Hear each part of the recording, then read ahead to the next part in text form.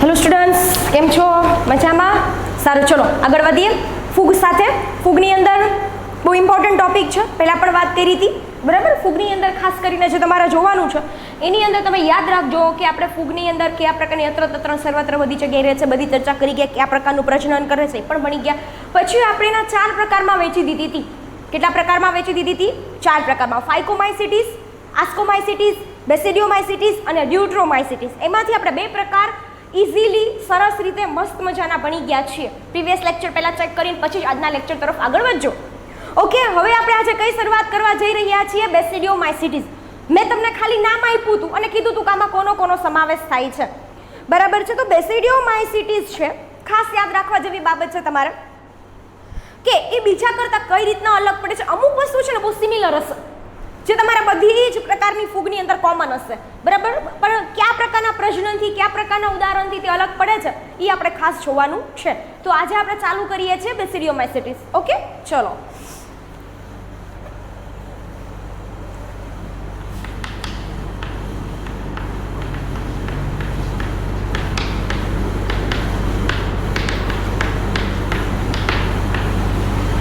ચલો, શું કહે છે? પહેલો જ પોઈન્ટ બહુ ઇમ્પોર્ટન્ટ બની રહેશે તમારા માટે કે બેસિડિયોમાઇસિટીસ છે. બેસિડિયોમાઇસિટીસ છે આ પ્રકારની જે ફૂગ છે ને, બરાબર, એમાં કોનો સમાવેશ થાય છે? તો બેસિડિયોમાઇસિટીસમાં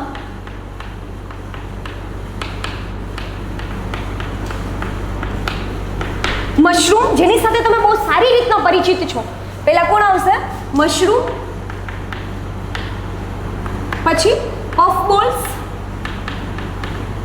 અને બ્રેકેટ ફંજાઈ.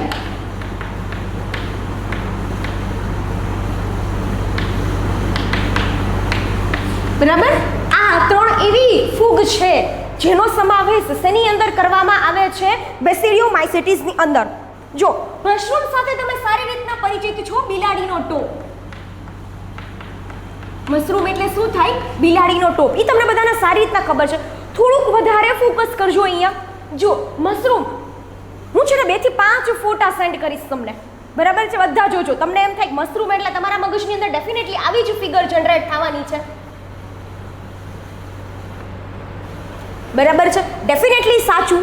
બટ એમાં પણ મશરૂમની પણ કેટલી બધી વેરાયટી છે, કેટલી બધી વેરાયટી, બરાબર છે. તમને ખબર હોવી જોઈએ ઘણા બધા લોકો મશરૂમને એઝ એ ફૂડ તરીકે પણ શું કરતા હોય છે? ખાતા હોય છે, બરાબર. ખાસ કરીને આઉટ ઓફ કન્ટ્રીની અંદર અત્યારે આપણા પણ અહીંયા ઘણી બધી જગ્યાએ પિઝા અવેલેબલ હોય છે જેની અંદર શું એડ કરેલું હોય છે? મશરૂમ એડ કરેલું હોય. તો મશરૂમ પહેલું થઈ ગયું. બીજું આવે પફ બોલ્સ. પફ બોલ્સ કેવા લાગે એની વાત કરું તો તમને એકચ્યુઅલી છે ને બોલ્સ જેવો એનો શેપ હશે, જસ્ટ લાઈક ધેટ વન.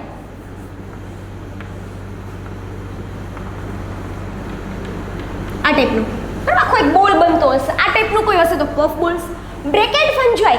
તો બ્રેકેટ ફંજાઈ છે ને હંમેશા જે વનસ્પતિ હોય ને એના જે થડ હોય, એટલે કે તમે જે પ્રકાંડ કયો છો એની ઉપર છે ને આવી રીતના આમ આખું આમ એક જથ્થો બનાવ્યો હોય એના થડ ઉપર. તો આ ટાઈપની હશે. કઈ હશે? બ્રેકેટ ફંજાઈ. આ ટાઈપની હશે, મેં તમને પહેલા જ કીધું. તો એ કોણ હશે? Mushroom. That is a mushroom. The second one is a puff balls અને થર્ડ વન કઈ છે? બ્રેકેટ ફંજાઈ. આ તમને યાદ રહેવું જોઈએ. આ ટાઈપની કોઈ ફંજાઈ હોઈ શકે છે. આ તો વાત થઈ ગઈ એની અંદર. હવે આપણે વાત કરીએ એના વસવાટની. વસવાટ એટલે અલ્ટિમેટલી શું થાય છોકરા? એની હેબિટેટ્સ, બરાબર. કોણ થાય? એની હેબિટેટ્સ. એટલે કે હવે વાત કરીએ વસવાટની. તો આવી જે ફંજાઈ છે એ કઈ જગ્યાએ રહે છે? તો આ ફૂગ એ ઝાડના થડ ઉપર,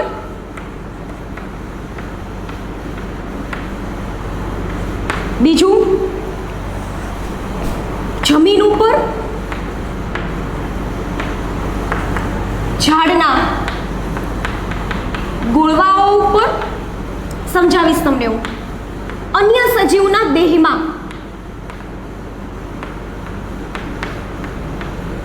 બરાબર. ઝાડની ઉપર રહે, થડ ઉપર, એ તો તમને સમજાય છે. જમીન ઉપર પણ રહી શકે, અત્ર તત્ર સર્વત્ર વાત જ થઈ છે આપણે.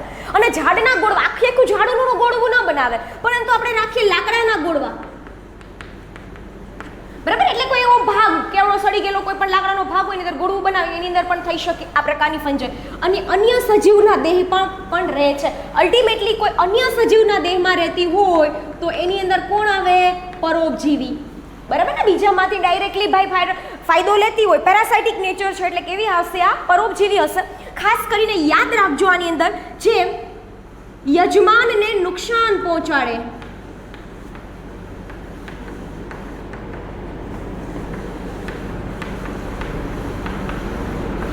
શું પહોંચાડે છે? યજમાનને નુકસાન પહોંચાડે. એની અંદર બે ઉદાહરણો પાછા તો હું ભણાવવાની જ છું પણ તમારે યાદ રાખવાના છે. અંગારીઓ,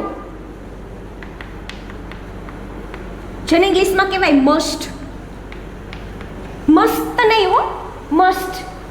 અને એક આવે છે ગેરું, એટલે કે રસ્ટ.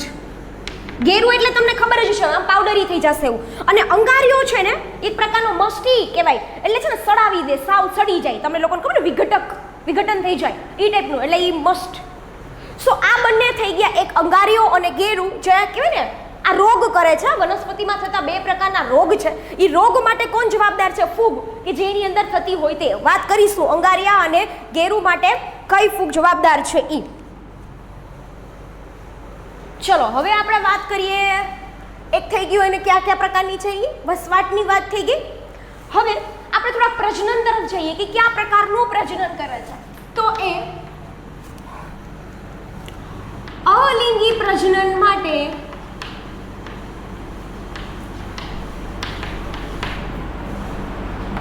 બીજાણુઓ ધરાવતી નથી. બહુ જ સમજવાનું છે સરખી રીતના. તમને ખબર છે કે અલિંગી બીજાણુઓની વાત કરતા હોય તો આપણને ખબર છે કણી બીજાણુઓની બધાની વાત કરતા હોય, ચલ બીજાણુ. પણ અહીંયા એવા કોઈ પ્રકારના બીજ આવેલા હોતા નથી અલિંગી પ્રજનન માટે. તો એનો મતલબ એવો થશે કે અલિંગી પ્રજનન ન કરે, હા કરે, પરંતુ ખાસ કહી દઉં અવખંડન પદ્ધતિથી.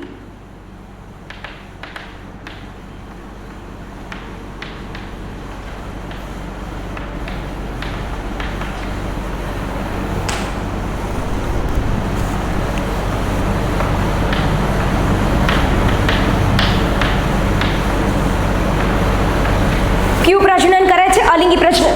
મોસ્ટ ઇમ્પોર્ટન્ટ, કદાચ તમને આ પ્રશ્ન એમસીક્યુમાં આવી શકે. ખાસ યાદ રાખજો છોકરાઓ, બરાબર, કે બેસિડિયોમાઇસિટીસ પ્રકારની જે ફંજાઈ છે, બરાબર, એની પાસે અલિંગી પ્રજનન કરવા માટે અલિંગી બીજાણુઓ બનતા નથી, એટલે કે હોતા નથી. સો ધેટ્સ મીન ઇઝ ધેટ કે એની અંદર કોઈ પ્રકારનું અલિંગી પ્રજનન નથી થતું? ના, ડેફિનેટલી નોટ.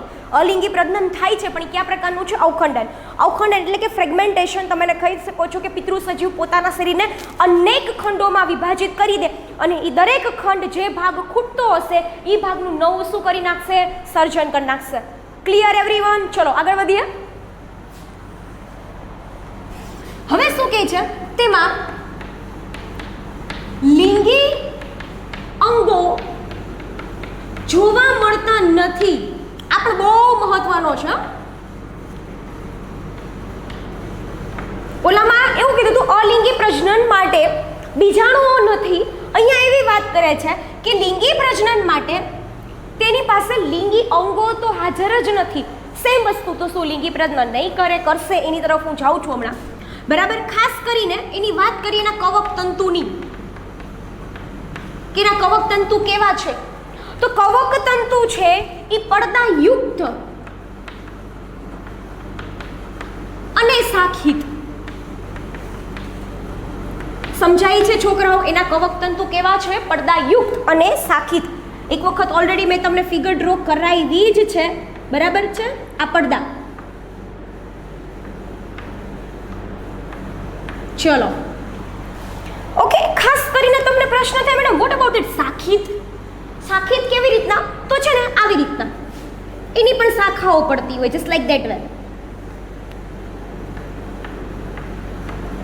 એની પણ પેટા શાખાઓ પડી શકે, બરાબર છે. તો આવી રીતના, હા, આમાં પણ પડદા તો હોય જ. તો આ પડદાયુક્ત અને શાખિત છે. સો આટલું ફરીથી તમને ફટાફટ કરાવી દઉં. ચલો, શું કહે છે? બેસિડિયોમાઇસિટીસ અંદર મશરૂમ, પફબોલ્સ અને બ્રેકેટ ફંજાઈ. મેં તમને ત્રણની ફિગર મૂકી હતી. હું ત્રણની એક ફિગર તમને કેવી ને એની પિક્ચર્સ હું તમને જો દેખાડવા માટે મૂકી દઈશ, બરાબર છે, એટલે તમને યાદ રહી જશે. વસવાટમાં આ ફૂગ એ ઝાડના થડ ઉપર રહે, એ તો તમને ખબર પડી ગઈ. જમીન ઉપર પણ રહે, લાકડાના ગોળવા બનાવીને રહે છે, અન્ય સજીવના દેહ પરોપજીવી તરીકે પણ રહે છે, અને યજમાનને ડેફિનેટલી શું પહોંચાડે છે? નુકસાન પહોંચાડે છે. એનું એક્ઝામ્પલ છે અંગારીઓ અને ગેરું. Must and rust. આ બાજુ જાઓ, અલિંગી પ્રજનન માટે અલિંગી બીજાણુઓ આવેલા હોતા નથી. સમજો સરખી રીતના, અલિંગી બીજાણુઓ આવેલા હોતા નથી, પરંતુ શું આવેલું છે? અવખંડન પદ્ધતિ દ્વારા. કઈ પદ્ધતિ દ્વારા? અવખંડ પદ્ધતિ દ્વારા લિંગી પ્રજનન કરે છે કે વાનસ્પતિક પ્રજનન કરે છે. તેમાં લિંગી અંગો જોવા મળતા નથી. ખાસ યાદ રાખજો, તેમાં લિંગી અંગો જોવા મળતા નથી. કવક તંતુ છે એ કેવું છે? પડદાયુક્ત. અને કેવું છે? શાખિત. આ પડદાયુક્ત અને એવું કેવું છે? શાખિત. મારે તમને થોડીક બેસિડિયોમાઇસિટીસની જે પડદાયુક્ત ને પડદાવિહીનની જે વાત કરે છે એના વિશે તમને થોડીક માહિતી આપવી છે. સમજો સરખી. આ સાઈડ જોજો. ચલો,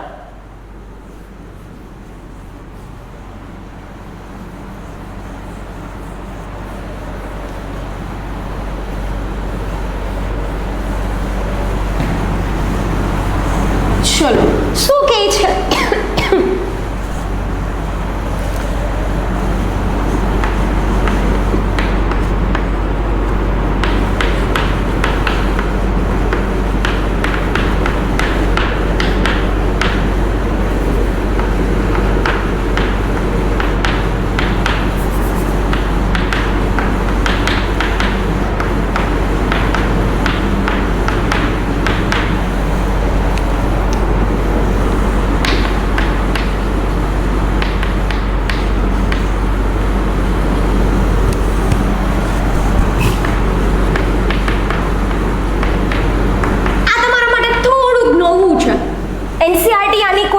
ચર્ચા કરી નથી, પણ આપણે રસ્તામાં કે કાઢવું આવે તો જોઈ લેવાનું. ચલો, આની સાથે તમે પરિચિત છો. જો બરાબર, આ શું છે? એના પડદા. પણ એકચ્યુઅલી છે ને, આ પડદા કોઈ દિવસ સીધા ન હોય. જેમાં મેં તમને ડ્રો કર્યા છે ને, એવા નહીં હોય. આ ટાઈપના હશે. ઝૂમ કરું છું એકાદા પડદાને હું. આવી રીતના દેખાય છે તમને? અંદર થોડી ખાંચ જોવા મળશે. ખાંચને મોટી બનાવી દો, એટલી બધી ન હોય તેમ છતાં પણ. બરાબર, તો આ જે છિદ્ર છે ને, આ ટાઈપનું, તો એ સાદું છિદ્ર છે. એક જ પડદાની અંદર જોવા મળતું આ કેવું છિદ્ર છે? સાદું છિદ્ર છે. પણ બેસિડિયોમાઇસિટીસ છે એની અંદર ડોલી પોર. પોર એટલે છિદ્ર, એ બધાને ખબર છે. પોર એટલે શું થાય? છિદ્ર, એ તમને ખબર હશે. પણ એમાં ડોલી પોર આવેલા હોય એટલે કેવું? તમને સમજવા માટે થોડીક આ ટાઈપનું જોયું તમે? કંઈક વિશિષ્ટતા છે આવી રીતના. તો આ પ્રકારનું જે છિદ્ર આવેલું હોય તો એને શું કહેવામાં આવે છે? ડોલી પોર કહેવામાં આવે છે. તો જે બેસિડિયોમાઇસિટીસ પ્રકારની ફંજાઈમાં જોવા મળે છે. ક્લિયર થયું છોકરાઓ? પાછો પ્રશ્ન ન્યાજ આવીને ઊભો રહેશે. મેડમ, અલિંગી પ્રજનન તો ઠીક છે, અવખંડન દ્વારા કરે, લિંગી અંગો નથી, તો લિંગી પ્રજનન કઈ રીતના કરશે? રાઈટ. તો હવે આપણે ક્યાં જઈએ છીએ? લિંગી પ્રજનન તરફ વાત કરીએ છીએ. લિંગી અંગો નથી તેમ છતાં પણ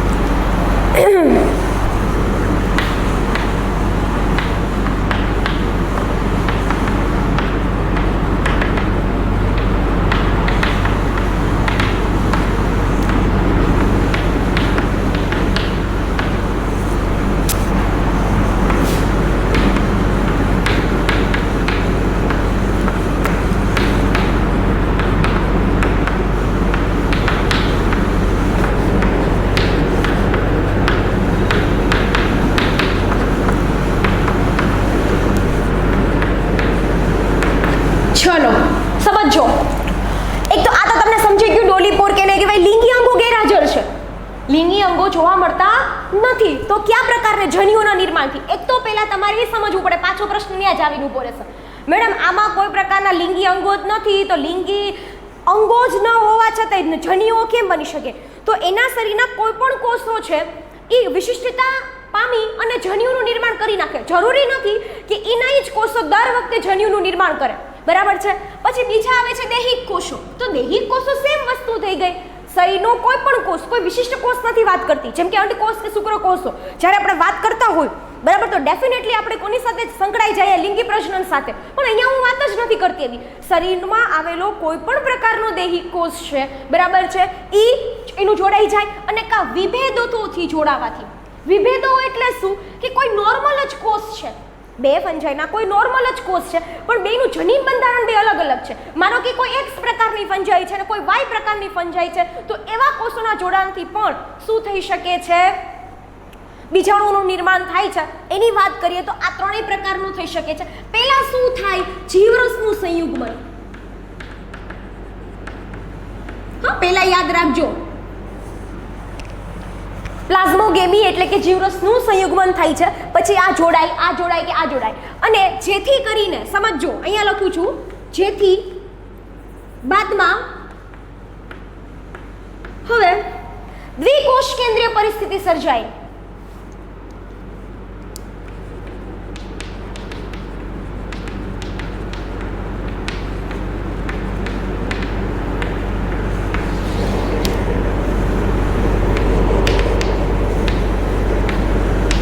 કેવી પરિસ્થિતિ તમને બધાને ખબર છે?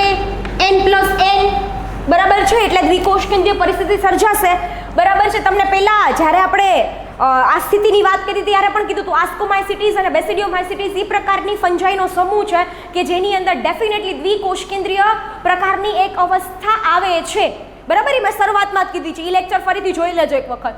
તો એમાં દ્વિકોષ કેન્દ્રીય સ્થિતિ સર્જાય છે, જેથી કરીને હવે શું બને છે? ફલિતાંડ બને છે. ફલિતાંડ કેવું હશે છોકરાઓ? 2n પ્રકારનું.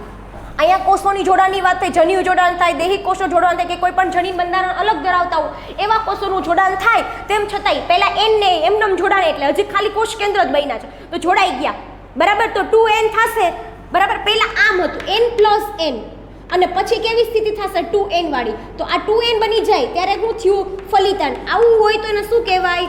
દ્વિકોષ કેન્દ્રીય. અને શું કહેવાય? દ્વિકોષ કેન્દ્રીય. સમજાઈ ગયું? કેટલી વસ્તુનો સમજાણી મગજમાં રાખજો. ચલો, આ ફલિતાંડ શું થાય છે? નિર્માણ પામે છે. શું બને છે? ફલિતાંડ નિર્માણ પામે છે. હવે ખાસ નોંધજો, હવે ફલિતાંડનું અર્ધીકરણ થાય છે.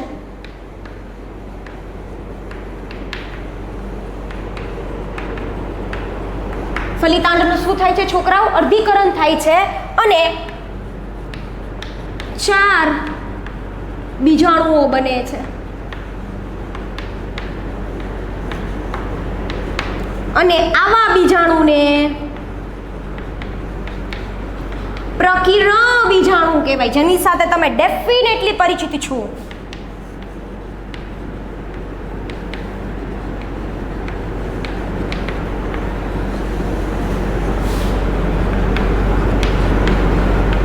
બરાબર છે. અને આવા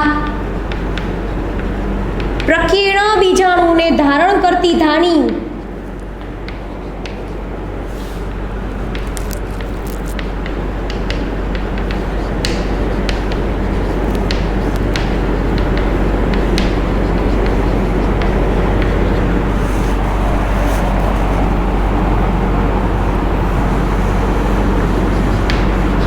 પ્રકીર્ણ બીજાણુ ધાની કહેવાય.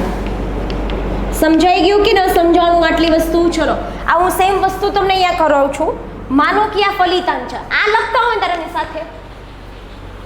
ચલો, આની સાથે પૂરું થાય પછી માનો કે આ ફલિતાંડ છે, 2n પ્રકારનું ફલિતાંડ.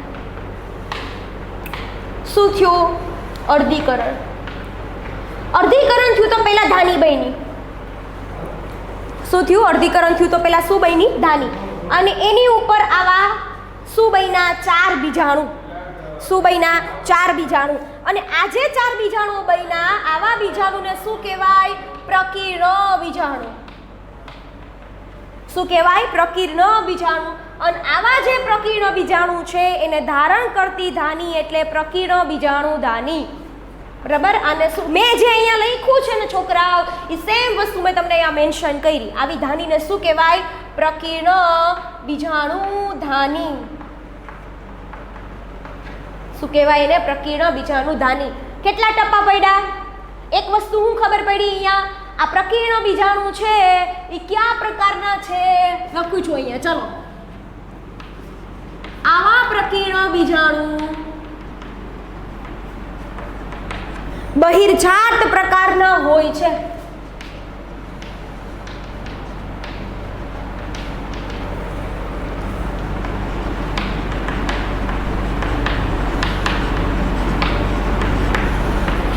સમજાય છે? આવા પ્રકીર્ણ બીજાણુ ક્યાં છે? બહિર્જાત પ્રકારના. વાય બહિર્જાત પ્રકારના ખબર હોવી જોઈએ કે આ જે બધા છે એ ક્યાં બન્યા? બહારની તરફ બન્યા. સમજાય છે? આ બધા બીજાણુ પ્રકીર્ણ બીજાણુ બન્યા એ ક્યાં બન્યા? બહારની તરફ બન્યા. એટલે આ પ્રકારના બીજાણુને શું કીધું આપણે? પ્રકીર્ણ બીજાણુ. અને આવી બીજાણુ જે ધાની છે એને કહેવાય પ્રકીર્ણ બીજાણુ ધાની. અને જે કેવા છે? બહિર્જાત પ્રકારના છે. ઓકે, સારું. ચલો, એક વસ્તુ વધારે સમજાવી દઉં સાથે સાથે. હવે જ્યારે આવી પ્રકીર્ણ બીજાણુઓ બને છે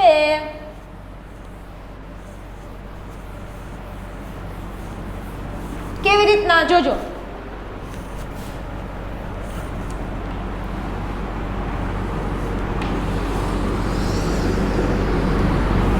આ ટાઈપનું હોય તો તમને પહેલા વખતે પ્રીવિયસ લેક્ચરમાં યાદ કરજો. આ રીતના મેં કોઈ ફિગર ડ્રો કરી હતી.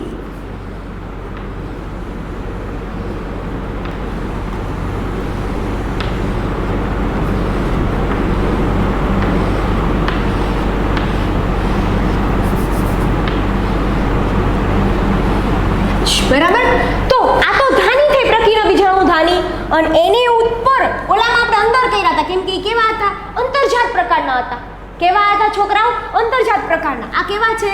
બહિર્જાત પ્રકારના.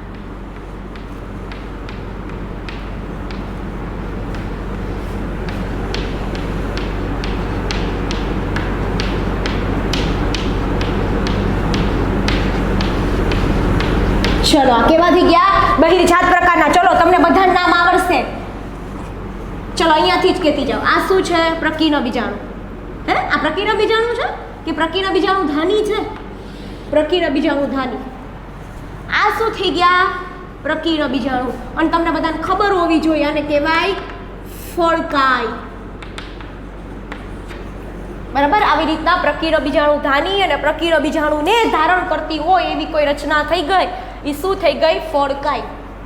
જે છોકરાએ વ્યવસ્થિત રીતે પહેલેથી ધ્યાન આપ્યું હશે એને સારી રીતના સમજાશે. બાકી બધાની ઓપરેશન થશે જ્યાં સુધી મને ખબર ત્યાં સુધી. બરાબર. કેમ કે ટેક્સ્ટબુકમાં આની કોઈ પણ પ્રકારની તમને ફિગર સાથે કાંઈ મેન્શન કર્યું નથી. ખાલી લખી દેશે બહિર્જાત છે. વાંચવા માટે ઘણા શિક્ષકો વાંચી જાય કે ભાઈ બહિર્જાત છે. ઘણા છોકરા એવા હશે જેને છેલ્લે સુધી બહિર્જાતનો મતલબ નહીં ખબર હોય, તેમ છતાં પણ ફંજાઈ લખી શકે. બરાબર. એટલે મેઇન વસ્તુ આમાં બહિર્જાત, અંતર્જાત, પ્રકીર્ણ, કર્ણી બીજાણુ, ધાની બીજાણુ, ચલ બીજાણુ, અચલ બીજાણુ, આ બધું સમજવાનું તો છે જ, એના મિનિંગ તો. પણ કયું કેમાં આવે ને એ યાદ રાખવાનું છે. નહીંતર તમારા કરતાં એવા લોકો આગળ વધી શકે કે જેને આનાથી કોઈના મતલબ ન ખબર હોય, પણ ખાલી એ ખબર હોય કે ભાઈ પ્રકીર્ણ બીજાણુ આવે તો એ બેસિડિયોમાઇસિટીસમાં જ આવે, ડોલીપોર આવે તો એ બેસિડિયોમાઇસિટીસમાં જ આવે, દ્વિકોષ કેન્દ્રીય સ્થિતિ આવે તો ભાઈ બેસિડિયોમાઇસિટીસ અને આસ્કોમાઇસિટીસમાં જ આવે. ક્લિયર થાય છે? So that is the whole story about that પ્રજનન, જેની અંદર મેં તમને લિંગી પ્રજનન અને અલિંગી પ્રજનન નથી થતું પણ અવખંડનની ચર્ચા મેં તમારી સાથે કરી લીધી. હવે આપણે વાત કરવાની છે એના એક્ઝામ્પલની. મેં તમને 2 એક્ઝામ્પલ તો ઓલરેડી એના શું કર્યા છે તમને આપ્યા જ છે.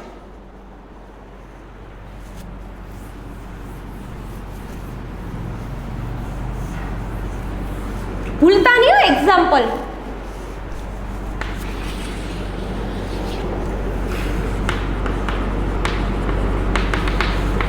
ઉદાહરણમાં લખીએ આપણે અંગારીઓ. એક તો પેલા અંગારિયાની વાત ન કરીએ, ચલો એગેરિકસ. એગેરિકસ સાથે તમે પરિચિત છો? મશરૂમ. શું થાય? મશરૂમ. બરાબર છે. પછી યાદ રાખજો અંગારીઓ.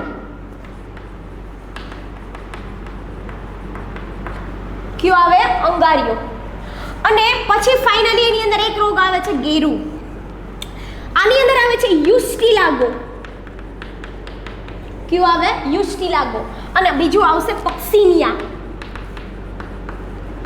કયું આવશે? પક્સિનિયા. તો મને બહુ સારી રીતના ખબર છે આવું થાય કે તમે જ્યારે 4 ફૂગ પાકી કરશો ને ત્યારે ડેફિનેટલી આનું આમાં આનું આમાં આનું આમાં એવી થવાની સંભાવનાઓ સૌથી વધારે રહેશે. બટ થોડુંક સ્લાઇટલી ધ્યાન આપજો. દરરોજ એક વખત આના એક્ઝામ્પલ આમાં આવે, આનું એક્ઝામ્પલ આમાં આવે, કોઈ તમારી ડેઇલી લાઈફમાં જે વર્ડ યુઝ કરતા હોય એની સાથે સરખાવી દો. બરાબર 5 વખત એક દિવસમાં બોલી જાઓ, મિરરની સામે બોલી જાઓ. બરાબર આ મારી ફેવરેટ મેથડ છે જે હું હંમેશા અપનાવતી હોય. બરાબર કે કાંઈ નથી આવડતું જોરથી બોલવાથી જ મને ખુદને યાદ રહે. હું મનમાં વાંચું તો હું ક્યાંય ભટકી જાઉં. એવી રીતના ઘણાને બધાની અલગ અલગ હેબિટ્સ હોય પોતાની, રાઈટ? તો તમે લોકો જોરથી વાંચીને, જોરનો મતલબ એવો નથી કે આખા ઘરમાં રાડો નાખવાની છે. શોર્ટ કે લાઉડલી બોલી અને તમે વાંચો તો તમારું મગજ કંઈ ભટકે નહીં. તો તમે આવી રીતના આમ યાદ રાખવાનું. એગેરિકસ મશરૂમ, યુસ્ટિલાગો અંગારિયો. અંગારિયો અને એની બધાની વાત કરી, બંને ડિઝીઝ સાથે રિલેટેડ કરે છે. પક્સિનિયા એટલે કે ઘેરું. Clear everyone? So that is the whole story about that basidiomycetes. બરાબર છે. આના પછી જે આવે છે એ કઈ ફંજાઈ છે? ડ્યુટ્રોમાઇસિટીસ. કઈ ફંજાઈ આવે છે? ડ્યુટ્રોમાઇસિટીસ.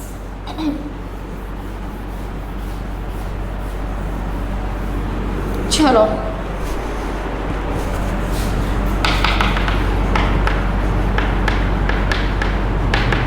બહુ વધારે વાત નહીં કરું તમને આની, બરાબર?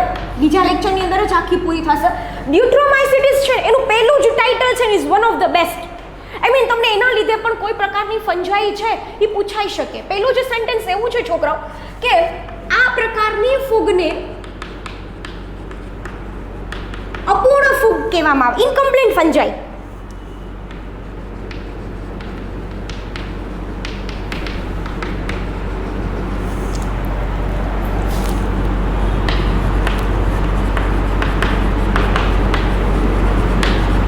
કેવી ફંજાઈ કહેવામાં આવે છે? કેવી ફૂગ કહેવામાં આવે છે? ઇનકમ્પ્લીટ, અપૂર્ણ ફૂગ. કારણ કહીશ તમને, કેમ કે એ લિંગી પ્રજનન કરવા માટે સક્ષમ નથી. એ અલિંગી પ્રજનન કરે છે ને વાનસ્પતિક પ્રજનન કરે છે. તો એનો મતલબ એવો થયો કે જે ફંજાઈ છે જે પહેલા બીજા કોકમાં હોય પણ પછી ખબર પડે કે આ લિંગી પ્રજનન કરવા માટે સક્ષમ નથી તો એને કેની અંદર મૂકી દેતા હોય છે? ડ્યુટ્રોમાઇસિટીસની અંદર. અને માનો કે કોઈ ફંજાઈ છે ડ્યુટ્રોમાઇસિટીસમાં મૂકી અને પાછળથી ખબર પડે કે આ તો ભાઈ લિંગી પ્રજનન કરવા માટે સક્ષમ છે, તો એને ડ્યુટ્રોમાઇસિટીસમાંથી ખસેડી અને બેસિડિયોમાઇસિટીસ અને આસ્કોમાઇસિટીસની અંદર શું કરવામાં આવે છે? મૂકવામાં આવે છે. બરાબર છે. એની અંદરનું એક ટ્રાયકોડમાં છે કે જે બીજા કયા પ્રકારના ડિઝીઝ સાથે સંકળાયેલું છે એની ચર્ચા પણ હું કરીશ. આપણે આજના લેક્ચર માટે કમ્પ્લીટલી તમને બેસિડિયોમાઇસિટીસ આવડતું હોવું જોઈએ. નેક્સ્ટ લેક્ચરની અંદર પાછા આપણે ક્યુ ચાલુ કરશું? ડ્યુટ્રોમાઇસિટીસ. ઓકે, અહીંયા સુધી રાખીએ આપણે.